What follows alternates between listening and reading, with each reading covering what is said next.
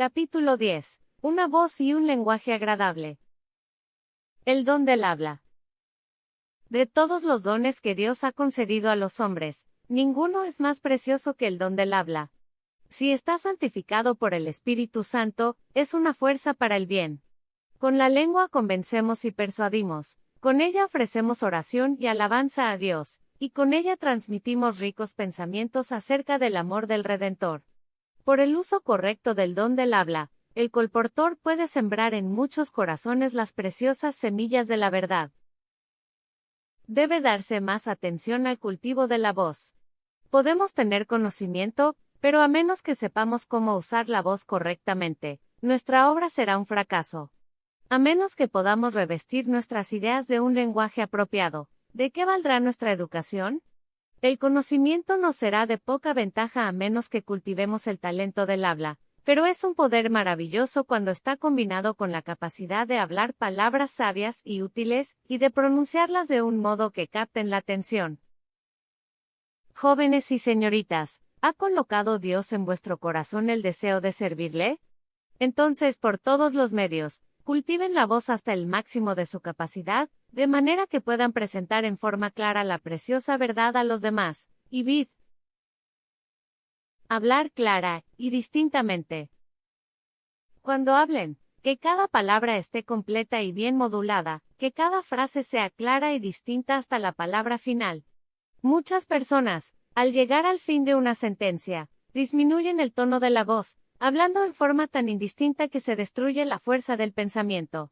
Las palabras que merecen ser habladas, merecer ser dichas con una voz clara y distinta, con énfasis y expresión. Pero nunca escojan palabras que den la impresión de que son sabios.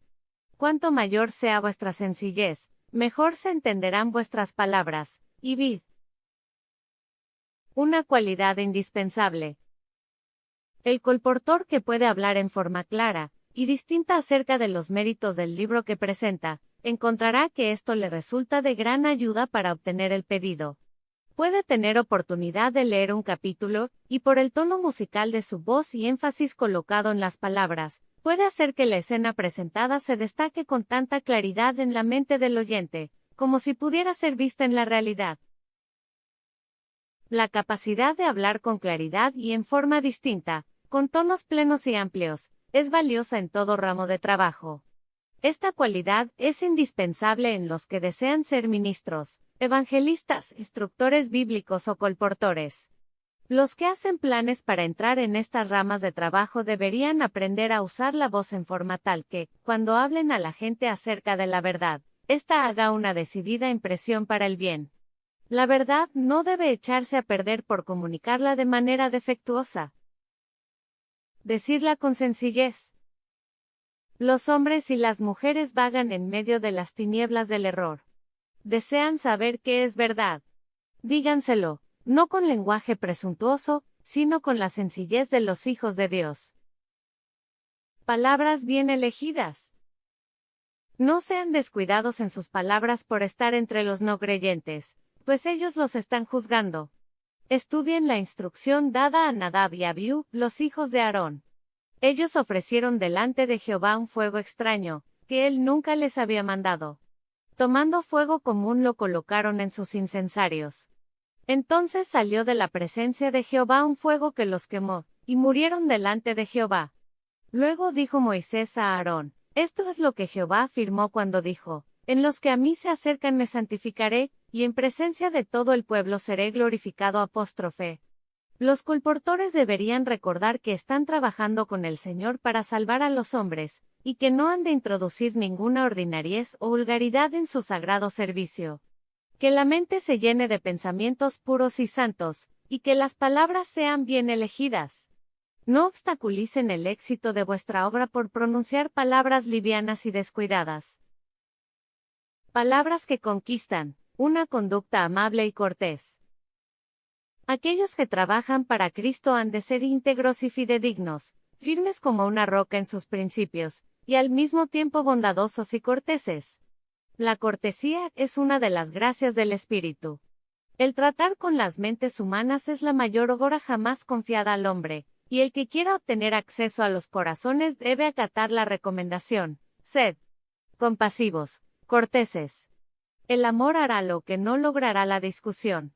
Pero un momento de petulancia, una sola respuesta abrupta, una falta de cortesía cristiana en algún asunto sin importancia, puede dar por resultado la pérdida tanto de amigos como de influencia. El obrero cristiano debe esforzarse por ser lo que Cristo era cuando vivía en esta tierra. Él es nuestro ejemplo, no solo en su pureza sin mancha, sino también en su paciencia, amabilidad y disposición servicial. Su vida es una ilustración de la cortesía verdadera. Él tenía siempre una mirada bondadosa y una palabra de consuelo para los menesterosos y los oprimidos. Su presencia hacía más pura la atmósfera del hogar. Su vida era como levadura que obraba entre los elementos de la sociedad. Puro y sin mancha, andaba entre los irreflexivos, groseros y descorteses, entre injustos publicanos y samaritanos, soldados paganos, toscos campesinos y la muchedumbre. La religión de Jesús ablanda cuanto haya de duro y brusco en el genio, y suaviza lo tosco y violento de los modales. Hace amables las palabras y atrayente el porte. Aprendamos de Cristo a combinar un alto sentido de la pureza e integridad con una disposición alegre. Un cristiano bondadoso y cortés es el argumento más poderoso que se pueda presentar en favor del cristianismo. Las palabras bondadosas son como el rocío y suaves lluvias para el espíritu. La Escritura dice de Cristo que la gracia fue derramada en sus labios, para que supiese hablar palabras al cansado. Y el Señor nos recomienda, sea vuestra palabra siempre con gracia, con el fin de que dé gracia a los oyentes. Puede ser que algunos de aquellos con quienes están en contacto sean rudos y descorteses, pero no sean ustedes menos corteses por causa de ello.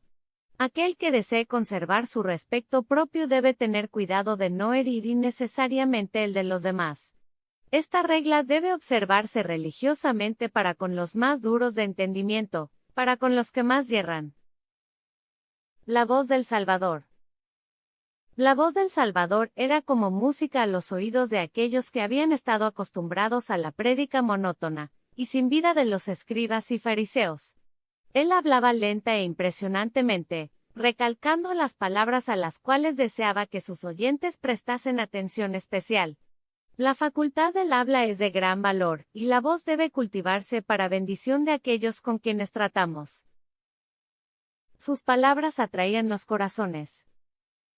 Hemos de hablar de Cristo a quienes no lo conocen. Hemos de obrar como lo hizo Cristo. Doquiera él estuviera, en la sinagoga, junto al camino, en un bote algo alejado de tierra, en el banquete del fariseo o en la mesa del publicano, hablaba a las gentes de las cosas concernientes a la vida superior. Relacionaba la naturaleza y los acontecimientos de la vida diaria con las palabras de verdad. Los corazones de sus oyentes eran atraídos hacia él, porque él había sanado a sus enfermos, había consolado a los afligidos, y tomando a sus niños en sus brazos, los había bendecido. Cuando él abría los labios para hablar, la atención se concentraba en él, y cada palabra era para alguna persona sabor de vida para vida. Así debe ser con nosotros. Doquiera estemos, hemos de procurar aprovechar las oportunidades que se nos presenten para hablar a otros del Salvador. Si seguimos el ejemplo de Cristo en hacer bien, los corazones se nos abrirán como se le abrían a Él. No bruscamente, sino con tacto impulsado por el amor divino, podremos hablarles de aquel que es distinguido entre 10,000, y todo en él codiciable. Esta es la obra suprema en la cual podemos emplear el talento del habla. Dicho talento nos ha sido dado para que podamos presentar a Cristo como el Salvador que perdona el pecado.